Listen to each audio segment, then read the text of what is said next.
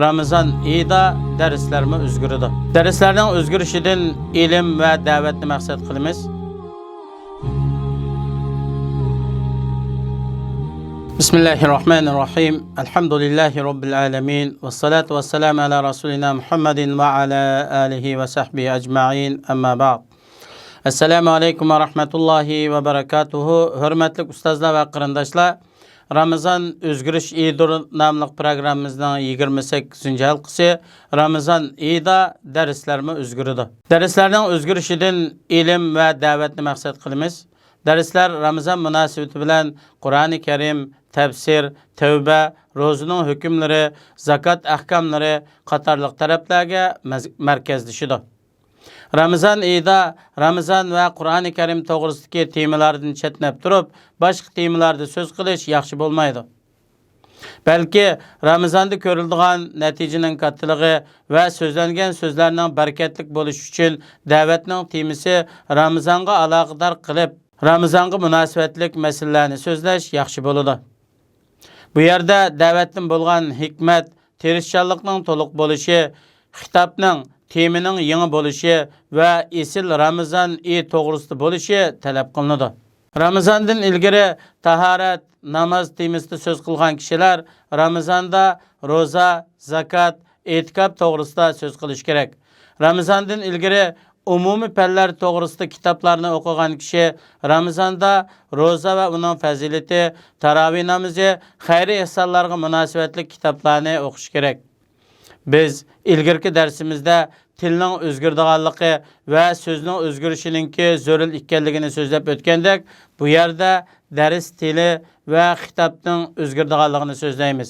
Ya'ni buningdan bo'lgan maqsad kishilarga ko'yimchan bo'lish, mehribon bo'lish, oq ko'ngil va tamkin bo'lish, ularga qo'pol, qattiq muomala qilmaslik, kishilarning kamtarlik bilan qilgan ishlarini ko'zga ilmaydigan ve töven ko'radigan kishilardan bo'lmaslik, ulardan Ramazonda hamma jihatdan to'liq mukammal bo'lishni talab qilmaslik, ularning qilgan ishlarini töven ko'rmaslik qatorliqlardan iborat. Bu to'g'rida Payg'ambarimiz sallallohu alayhi va sallam muborak hadislarida shunday deydi. Ya'ni qarindishingning chiroyiga tabassum bilan qarashingning o'zimi yaxshilikning qatoridan hisoblanadi. Shuning uchun Ramazonda so'zlanadigan nutq, darslar yaxshilik, xayriy ihsonlarga rag'batlantiradigan, kishilarga mehr shafqat qiladigan temalar doirasida bo'lish kerak bo'ladi. Ramazonlik darslar erlar, ayollar, bolalar, ishchilar, dehqonlar, boy-kambag'allar hammaga mos keladigan holatda bo'lish kerak. Masalan, asrdan keyin Ramazon odati bo'yicha Qur'on o'qish, kechlik zikrlarni o'qish, duoga tayyorlik qilish. Shamdan keyin ro'zaga aloqador bo'lgan qisqa fatvolarni bayon qilish. Xuftan va tarovih namozidan keyin Ramazon va Qur'oni Karim to'g'risidagi umumiy va'z nasihatlar degandek shaklda bo'lsa, kishilarning diqqat e'tibori darsga markazlashadi.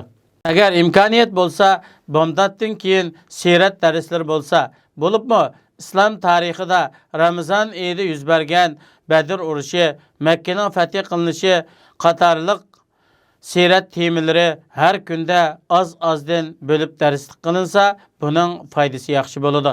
Chunki Ramazon oyi bo'lsa, da'vat tashviqotni kuchaytiradigan, da'vatni manfaatli qilish va uning maqsadlarini ro'yobga chiqarish uchun oliy janob esil da'vatchilarni o'rinlashtirib turadigan bir islohot vaqti bo'lib, bu tuvandagi ishlarni qilish orqali ro'yobga chiqadi.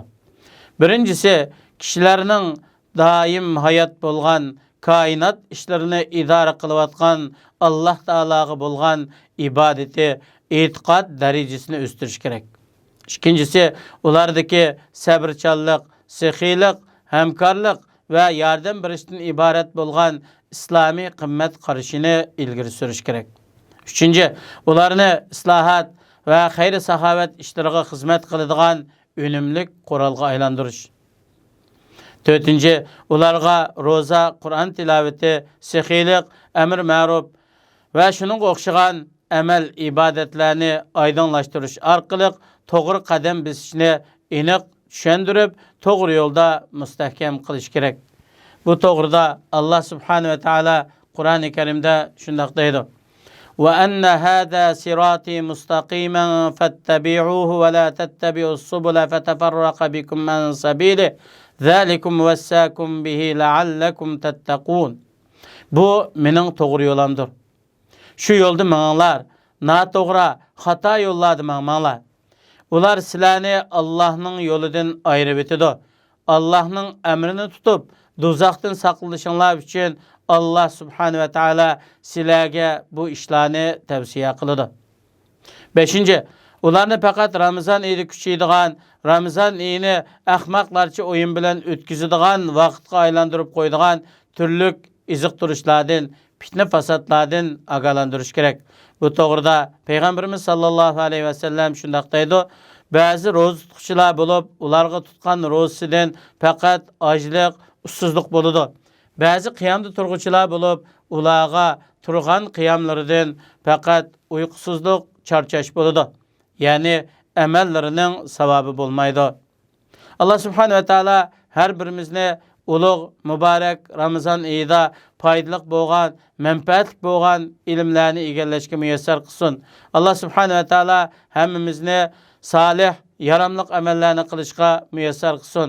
Allah subhanahu ve taala bizlarga Ramazondimi, Ramazondan keyinmi pok, halol rizqlarni ato qilsin va Allah subhanahu ve taala hammalarning ulug' Ramazonda qilgan amallarimizni qabul qilsin.